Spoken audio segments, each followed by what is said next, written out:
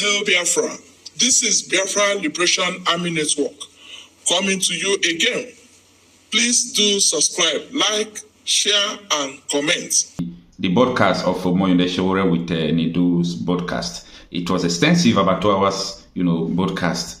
So extensive, but there was 9 minutes, 9 minutes revelation, if I may say so, or 9 minutes admonition from Sowore. He talks about the meeting he had with Nnamdi Kanu before they arrested Sowore. This is the first time Sowore is saying that in an extensive way. But not only that, I like the truth that Sowore said in this video, because Nigeria has been living in falsehood. I always say this. And the only thing that can save us is the truth. I want you to take your time and understand the position of Sowore. He said the Igbo man cannot survive without Nigeria being divided. And also, he also talked about the secret memo that I always tell you people that I read it, I've read it from so many books and, so many secrets and unclassified documents, that there is a secret memo in Aso Rock that if any president assumes office, you are going to read it and they will tell you that you have to be very careful with Igbos. So in a nation like this, who would like to be a citizen? Talking about Biafra. Yes. You had a meeting. Yes. With Nnamdi Kanu, and that sparked, in fact, I New York. I think you got arrested after that meeting. People would say, you people are not fighting the same cause. You are fighting to be the president of the country. Yes. He is fighting to divide the country. Yes. People would say, why would you be seen in such a meeting? Would you like to clear that? You see, anybody that lacks any sense of consciousness would ignore social movements. That is the problem with Nigerian leadership. You cannot have a country in which there are 251 tribes or languages, and one big section says, we are not satisfied with here, and you don't talk to them, you don't understand them. Then you are not a leader of that country. The reason I met him was to understand first what his struggle was about, which I knew already. And secondly, to also advise him on the way that I think we could all work together.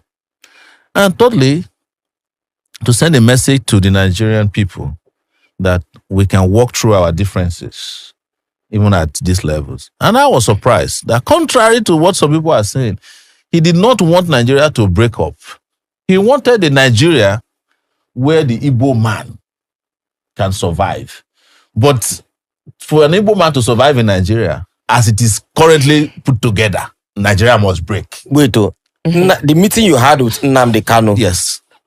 You are telling us now that Nnamdi Kanu, from what you understand from the meeting with him, he does not want Nigeria to break, to divide. No, he said clearly that it is too late for Nigeria to come together. But he gave his conditions. We live streamed the meeting now.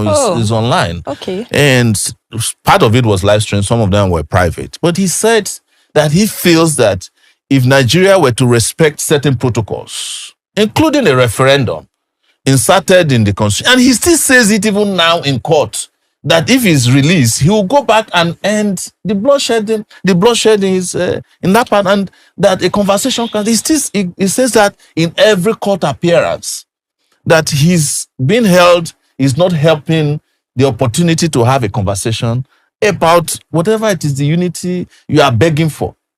But you see, Nigeria has a problem. And I've always said, Nigeria has an Igbo problem. And I'm not saying it to please people who are known as Igbos. But the moment they decided to take the action they took in 1967 to 1970, the war, Nigeria, having won that war in their eyes, never forgave the Igbos. That is the reality.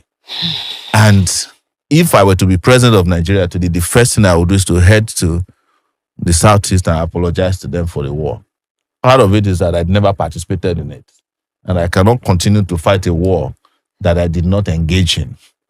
And then ask them, what do we want? So are you saying that the federal government has, till like even before successive governments, they've always had this anger against the Igbos? There is a secret memo I don't know where it is located in government, that whenever we want to take charge in this country, be careful of the Igbo. Don't give them position. Don't give them opportunity. Otherwise, they will overrun. It's a well-known fact. Even our parents tell us, Igbo. You understand?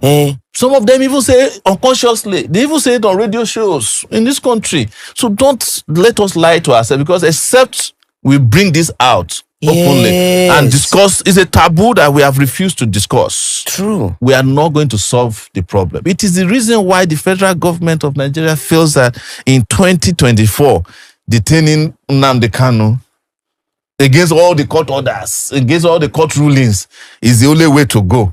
You know, I was detained in the DSS place for 5 months. Yes. There is nothing there to detain anybody. For the place is not even functioning. The DSS headquarters. Yes, is it the same DSS people who are watching BB Nigeria from morning till night? No, it's true now. I was there with them for 5 months. I've said this publicly. So all the institutions in this country are broken down. But let's get back to the reality. One thing I've told people is that you are looking at Igbos as the only people who want to secede. But who in this country today has not mentally seceded from Nigeria? Mentally seceded. Who has not left? Except those who are trapped. If anybody in this country is working in a bank and he has 10 million naira and somebody say you can get into Canada, he will leave the next day. I swear. Is that not secession? What does secession is that you leave a country, you say to that country goodbye, and not do it you again. get to the other country, you bow down, you touch the soil. Anything they say, you go do it. And then you renounce your citizenship of the country you are coming from. Is that not what they call secession? So if you want to look at the number of people that have seceded in that Japa syndrome, there are more than all the Igbos combined together who are asking to leave. And in the process of keeping Nigeria united, we have let go of more citizens than the country should have. Yes. So you think if they had, because I mean, from the last thing you said now, you say in the process of trying to keep Nigeria united, yes, we have let go of more citizens than we should have. Of course. So if we had allowed for the division or secession of Nigeria, most of our citizens that are outside would not have been outside. No, you see, it is not the secession I'm talking about. Okay, what are you talking about? It is what led to the war that we did not address. Okay. And what happened after the war. Why is it that Nigeria hasn't been able to overcome the Biafran problem? It's because Nigeria never addressed what the Biafrans were asking for before the war. What were they asking for? They were asking for to be treated not as second-class citizens in this country. Don't you know what happened, the called pogrom in this country, where people were slaughtered and their bodies and their heads placed inside the train going down south? Yes, from the north, from the mid, the different parts of the north. Are we ignoring that? So that happened before the war. Before the war, that's what they call pogrom. History. You know, people who were settled, doing well, they were slaughtering them and sending their bodies and their heads inside calabash and sending on trains that was heading east. Were they Easterners? They were Easterners. Yes, Why are you asking me? It's there in, go and Google it now. So you expect that will happen, and then there was a war that eviscerated 3 million people. Wow. And when the war was over, you just say, oh, nobody was vanquished, nobody was victorious. And then 3 hours. But you still kept a memo and said, don't trust them. Collect people money, yes, give them £20. And then you took their properties. So Ojukwu did not get back JAMB until 1992. Now his father's house, that is known as JAMB headquarters here in Ikoyi. It was after he came back from Ivory Coast. It was Babangida, I think, that gave him back their property. So any country that is perpetually carrying out systemic injustice against will lose more citizens than they should have. The reason why countries that are work is because citizens believe in their country. And you cannot force that belief. It has to come through social justice. True. It has to come through economic justice. Why is it that my children can feel like they are U.S. citizens, even though they were born there.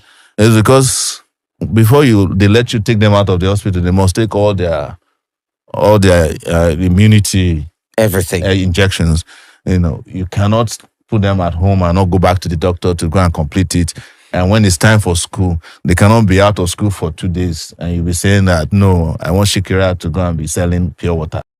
But at the end of it, I don't want to go because these things are all, the tapes are available. The records are there.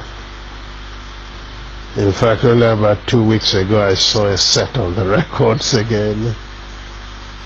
The transcripts are available. But we talked about the Nigerian situation. And certainly, at the end, everybody says, oh, you told them this, you did that. The fact was that our case was so clear that I actually believed at the end of Aburi that the problem was not Gawan, but probably some ambassadors in Lagos who were pressing for something else. Because we understood each other. We agreed on every single point. The drafting was, in fact, my chief secretary with 2 other chief secretaries from the other side. They said, no. And drafted and agreed. We looked at it, we agreed. General Ankara read over the whole report again to us at the end. Asked us if we wanted to amend anything. No. At the end of all that, the position was so good that actually Ankara drove Jack, Gawan and myself to the airport. Jack was sitting on his left, I was sitting on his right. He was in the middle. And in the course of that journey, at a point, General Ankara shook his head and said, oh, thank you. Thank you. If only we can go on like this, everything would be all right. I believe I was the one. As I do now from time to time, I go for the dramatic. Suddenly I picked up Gawan's hand, put it on Ankara's lap, brought my other hand, placed it on it, and I said, General Sir, hold us together, I want to say something. So General Ankara put his hand on top of the 2 hands, and I said, General, I want to assure you that I am totally satisfied with everything we said. I will even go further and say to you something I did not say at the conference, and that is that once we have implemented everything we have said, I would ask you for one favor and one favor only, and that would be to be the one to propose Jack Gawan as a head of state of Nigeria. It was a 2-day conference of peers and old mates, but its aftermath produced even further controversy. When we came back and Ojukwu did not go to make the statement he made first, virtually giving the impression that we've agreed for a confederation to move apart, etc., which was really not in exactly that. If I had had the opportunity to make my broadcast in a first, because that was the agreement, not for him to make the broadcast first, then if I had committed myself to what he said, then there wouldn't have been any problem. But he went and said certain things that certainly looked wrong, and therefore we saw in practically everything he did, I think it was for to play up to the gallery, not being sincere. At Aburi, yes, we agreed on area commands for the armed forces. At Aburi, we agreed that the police force would be decentralized. We agreed on those. Yes. We agreed, even to show that we didn't separate, at Aburi we also agreed on a certain revenue formula. That's what happened at Aburi. Aburi again, because I always end up, it sounds odd today, but I always end up by saying I must have been naive, because I believed actually that would be the end. I'll confess to you, when I got back to Enugu, oh yes, I had a party, believing that probably the danger was over. That's what we thought. Until they then began to deny everything.